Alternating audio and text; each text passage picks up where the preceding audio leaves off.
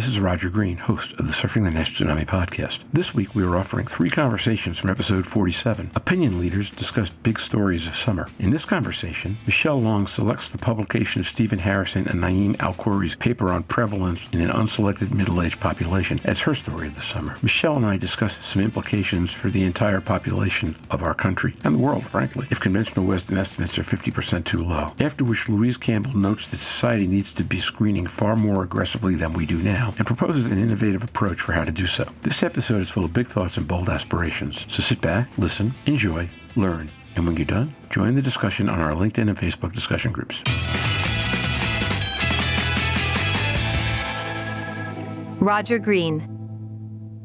This conversation is with our good friend Michelle Long, who actually was with us at the beginning of summer, and now she gets to ring out summer with us as well. Michelle, how are you today? I'm doing great. How are you doing, Roger? I'm doing fine, and Louise is still here. Louise, you were doing great 45 minutes ago. I'm hoping you still are. I'm absolutely fabulous now. Mm-hmm. Now, Louise and I are to attest because we're going to do the typical icebreaker, but we just did that with Ian Rowe 45 minutes ago, so now we have to come up with backup good news. For that reason, Michelle, I'm going to ask you to go first. One good thing has happened in the last couple of weeks. Great. Well, I have a milestone birthday coming up this year, and as a treat to myself, I've been training for a adventure weekend, which I'll be going to this upcoming weekend with 2 very dear friends, going to Zion National Park in southern Utah. And in the ultimate irony, as I was exercising and getting ready for this milestone birthday, I injured myself like any budding 40-year-old would do. But good news is that I'm feeling better and I'm ready to go, and very excited to spend some time in southern Utah, which is one of my favorite places in the U.S. Fantastic. I suppose I would have to say as a second best was my A team, which is Liverpool, beating my B team, which is my husband's A team, Crystal Palace 3-0. But Crystal Palace actually playing very well at Anfield. Although it's the one fixture either way at Anfield or at Sellers Park that my husband and I, one of us is not going to be as happy as the other. We both quite enjoyed this one, but I came out victorious again. So that's my other happy moment of the week. My happiest moment might actually be that Louise didn't mention how badly Crystal Palace beat Tottenham, which was kind of like a drum. Tottenham plays tomorrow, by the way, which is why I couldn't track their score. I'd forgotten about that one. Can I re-record my favourite? No, we've not been good. I said this already, but I'm going to say it again. Michelle, we actually yesterday made top of the charts, top medical podcast in Macedonia for a day. We're number 2 today. We were number 1 yesterday. Nice. But we've never Good been day. number 1 anywhere, even for a day.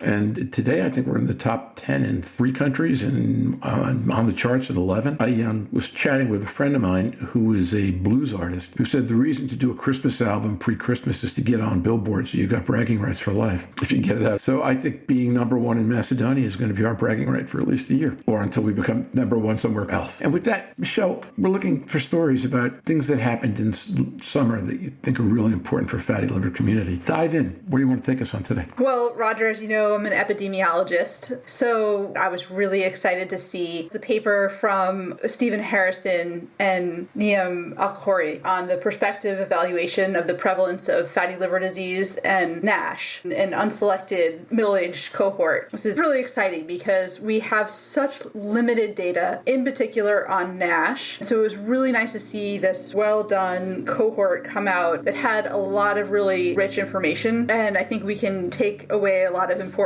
points. So this project had over 800 or so participants. These were people coming in for their screening colonoscopies, and they offered them MRI-PDFF. And then from there, they used the standard MRI-PDFF cutoff of greater than or equal to 5% as being consistent with fatty liver after ruling out other potential causes of fatty liver, and offered them biopsy. One thing that's really unique about this study is they didn't just stop there. They also looked at those that were less than 5% fat on the MRI-PDFF, and as long as they had met criteria by another imaging modality, they also offered them biopsy. So that was something that really set this paper apart, is that often you don't get to see the biopsies in in those that didn't meet the first branch point. One takeaway point is that about 20% of people didn't want a biopsy. And that was pretty impressive how low it was. In clinical practice, I would say it's higher, for me anyway. And so I think that's interesting. Just in and of itself sort of highlights the need. 1 out of 5 patients are not getting the biopsy that we are recommending. The need for us to get away from biopsy. And then they reviewed the biopsies, and overall the prevalence of non-alcoholic fatty liver disease was 37%, which is high and higher than in some other cohorts, especially unselected cohorts. In particular, those of Hispanic ethnicity, 55%. Prevalence of NAFLD, 57% among those that were obese, and 70% among diabetics. So those groups in particular are really standing out as higher risk. And then they went on to look at NASH. The overall prevalence of NASH was 14%, and that was out of everyone, including those that didn't get a biopsy. So if you looked at just among those that were biopsied, 37% had NASH. And so that tells us a few things. Prevalence of NASH is higher than I think we all have thought, and also that MRI-PDFF does a pretty good job of differentiating those and kind of identifying a higher risk group. When we go back and look at the biopsies of those that had an MRI-PDFF of less than 5%, the prevalence of NASH was only 1.5%. Thinking specifically about NASH, again, we see diabetes as a major risk factor for prevalent NASH. 35% of people with diabetes had NASH, and about 25% that were of Hispanic ethnicity, which I think speaks to genetic and probably some epigenetic associations with the Hispanic ethnicity. The other thing that was interesting and sort of reinforced in this paper is they looked at ALT to say, okay, what if we just said anyone with high ALT,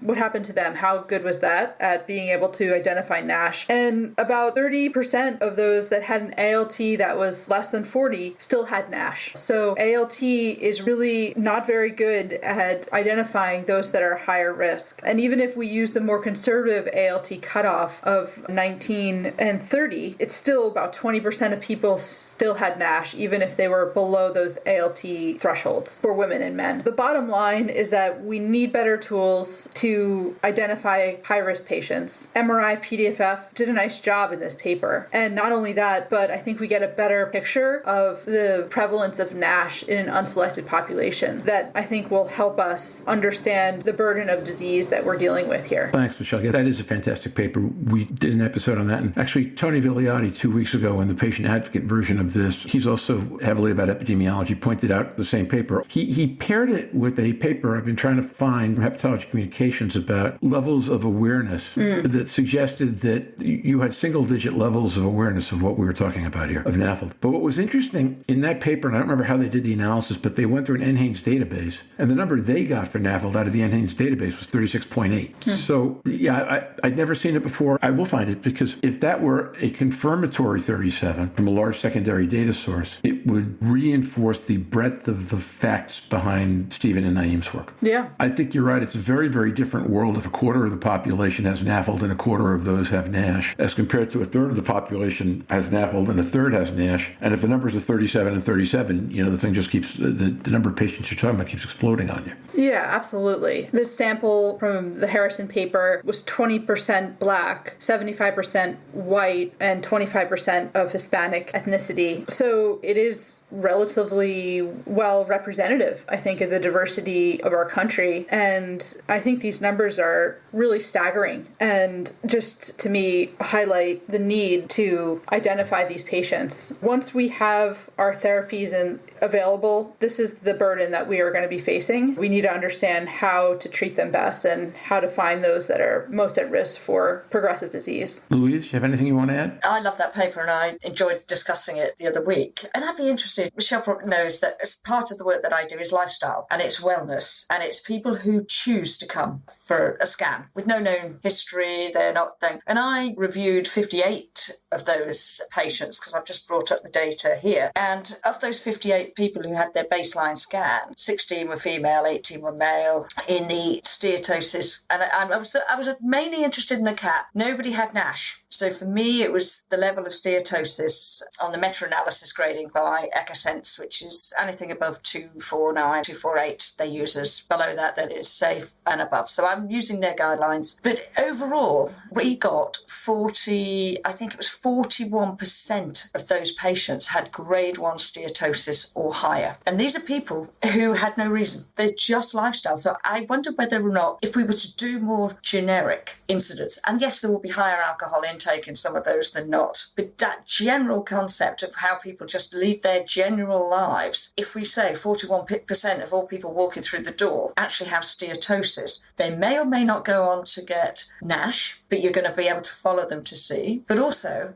with the paper that was talking about baseline steatosis causing cardiac disease and the mortality now that steatosis and simple steatosis can confer in a lifestyle, either for children. I think it was Tracy Simon's piece that was really, really concerning. And I think it was Naeem there that said, I'm going to change my dialogue with my patients that you've got a soft liver and it's fatty, so don't worry too much, to actually, you've got a soft liver, but your fat content's too high. We need to do something. And how much the evidence from Stephen's study and some of the others really, really do that from a clinical. These patients are in hospital for a reason, even if they're not fatty liver disease known. I think it's frightening the level of steatosis that could be out there because we're looking at select populations every time we look. It is a concern. How do you think we're really going to get to those populations? Yeah, I think that's a good point. Even Stephen's paper here, these are people who are engaged with care. They're coming in for a screening colonoscopy. So they already have some degree of engagement with care. And if we looked at all comers, we would see even more disease because they would potentially be, there's probably healthy lifestyle behaviors that are associated with going to see your doctor and going to get your screening colonoscopy. In reality, those are the people that we have to treat. Those are the people that are coming to us. So that's who we have to deal with. But changing that dialogue with the patients, you were talking about getting out the public health message that this is really important and really focusing on changing lifestyles, changing behaviors while we await new medications. But that has to stay. That has to be out there. And we as hepatologists don't have to be the only ones delivering that message. That message should come from every physician that they see. And this is just another example, another reason to lose weight and to get healthy for a lot of our patients. Can I just ask, what do you think the level of education is within the endocrine population? I think you quoted 35% of those with type 2 diabetes had a problem. I just generally don't feel the level of education going in endocrinology is high enough for patients. I don't see it in the patient charities. I don't see it on their websites. I don't see that general discussion because it appears to be stigmatized within their own population. And yet liver disease is a really big cause of mortality now in that group.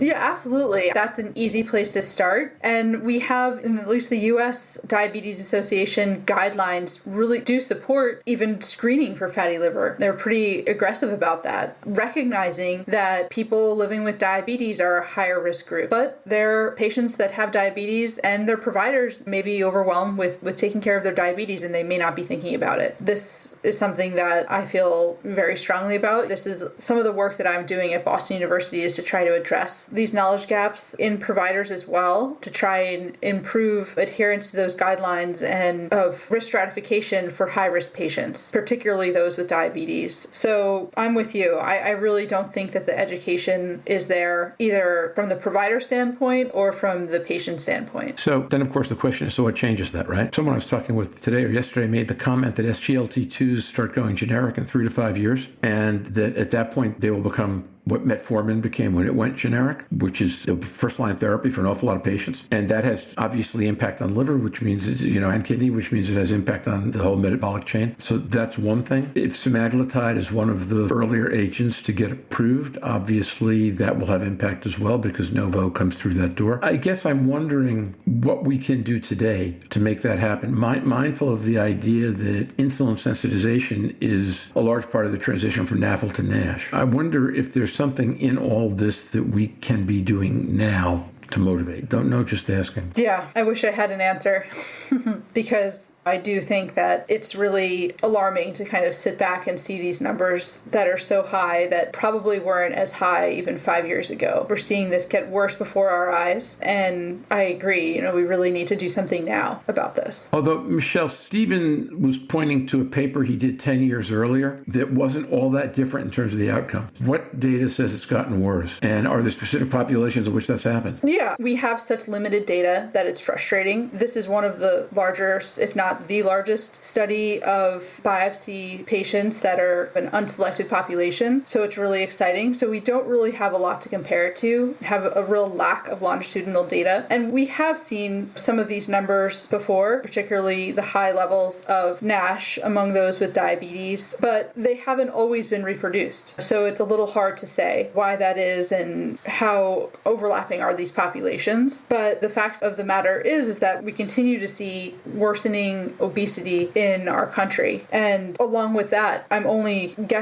assuming that NASH is also getting worse. Makes sense. What feels like the logical next step? We can learn from this paper about different modalities to risk stratify patients or identify high-risk patients. MRI-PDFF performed well in this paper, but obviously it's not available everywhere. From reading their methods, I think everyone got a FibroScan in this study as well, so it'd be really interesting to see. I assume they're planning that analysis as well, to look at a FibroScan cutoff and see how well that did, because that's just so much easier to do for most providers, although it's still not widely available. Other tools that can easily risk stratify patients are needed. Papers like this that show us how well does FIB4 do, or NAFLD fibrosis score, or other kind of simple blood-based scoring systems would be helpful to see how well are they kind of differentiating. And there have been other studies that have done that, but not every center has access to these tools. And when we're talking about such a large population at risk, we need to figure out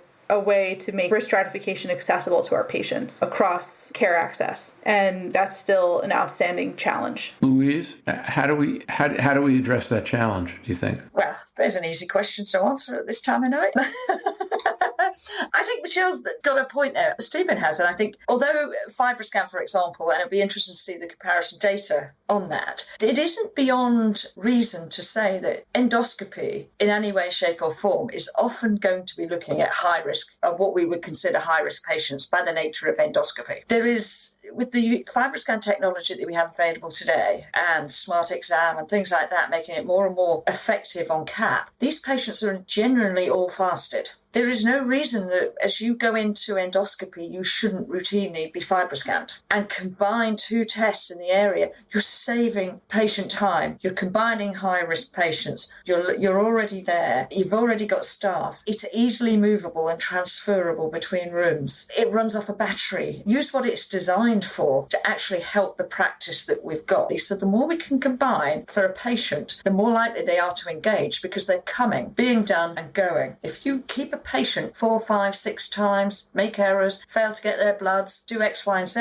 they disengage. So the more we can do in the areas that we have high-risk patients at the same time would be a great thing. And if you can combine somebody from endocrinology and hepatology all coming into the same environment and combine our tests, which is the big advantage of not silo healthcare, because we know healthcare is very siloed. We need to be more savvy, because patients will disengage and we're losing them, and those patients who disengage are at risk. So there's things we can put in. It's not just endoscopy. Postmenopausal women are now the biggest cause of liver transplantation in that age group is fatty liver disease. I'm not aware yet that we screen women who become menopausal and then postmenopausal fatty liver disease. So there are things that we can do with higher risk populations that we need to just be a little bit more creative and inventive. Stephen's study showed how it can be done in an endoscopy environment with high risk patients. That's interesting, because and one of the things I think about when you talk about menopausal, postmenopausal women is that they may be slightly easier to reach and educate than some of the other population segments we talked about. Low-lying fruit has 2 benefits. Number 1 is it starts to solve the problem, and number 2 is it motivates people to do what's harder. So that's really an interesting place to address the issue. Well, Stephen goes on about podiatry as well. They're all prescribing antifungals for God knows what. Mm-hmm. So we can be inventive, but at the moment we're quite constrained as to where we see liver disease. And being a liver nurse, I've actually gone to liver health rather than liver disease. A lot of people do not need to get liver disease if we address liver health. That's just where I'm trying to come from both sides, I suppose. Yeah, that makes sense. Although going back to the epidemiology side of things and the number side of things, which is where I live, if 38% of the population has this problem, that means a decent chunk of just about everybody. So in a lower incidence subpopulation, you're down to 20 or 25. Well, that's we thought 25 was a big number when we thought that was the total population. Exactly. Okay, as we get to the half-hour mark, which we just kind of slid past neatly, Michelle, one thought you would like listeners to take away from this conversation that they can do something with. Thinking about which patients are at high risk, whether they're coming in to see you for diabetes care, liver health, cardiovascular disease, whatever the reason why you're seeing patients, thinking about fatty liver as an important condition that could potentially be impacting our patients, thinking about persons that with diabetes or who are obese or perhaps who are of Hispanic ethnicity, that they may be higher risk, and remembering that simple things like ALT are really not sufficient to risk stratify patients. So you have to be deliberate about evaluating the liver using more sophisticated tools, whether that be imaging or some blood-based markers that we have, like FIB4, things like that. That's a good point. I have a fantasy that we can teach a cadre of word police to hang out in physician offices all over America and fine people $20 when they use the word liver function test to define ALT and AST as compared to liver enzymes. I think that would be a huge start. And the money could actually be donated to screening patients, figuring out who has fatty liver disease, right? So that would be a win-win. I guess my takeaway, first of all, is we can't ever get complacent about the urgency of this issue because of the population size we're talking about, number one. But number two, I like Louise's comment that if we think about the patient groups differently, we might find targets that are easier to address that we've not thought of. And then, Michelle, finally, to go back to the point you just made, if we're going to go to the obvious targets, we need to figure out how to address them in ways that are culturally appropriate. I'm not going to go into detail on this because I don't know enough of the details, but one of the classic health communication stories in the U.S. in the last quarter of the 20th century was Hispanic women and mammography, where it took them a long time to figure out how to make the message fit with the woman's life, which is don't make it about the woman, make it about everyone who depends on her. We need to think about how to make this effort affirmative and not threatening to the things people love and hold dear. So thank you for a great conversation, and good luck on your Sentinel birthday and getting to do everything you want to do in southern Utah. And I look forward to seeing you soon. Great. Stay safe. Yeah. And don't get injured. No more injuries. Yeah. Thank you. And now, back to Roger. We hope you've enjoyed this recording. If you have any questions or comments about the contents of this conversation or the entire episode, please send an email to questions@surfingnash.com. We'll be back next Wednesday, September 29th, with our next episode. I hope you will join us then. And until then, stay safe, surf on, see you on the podcast. Bye-bye now.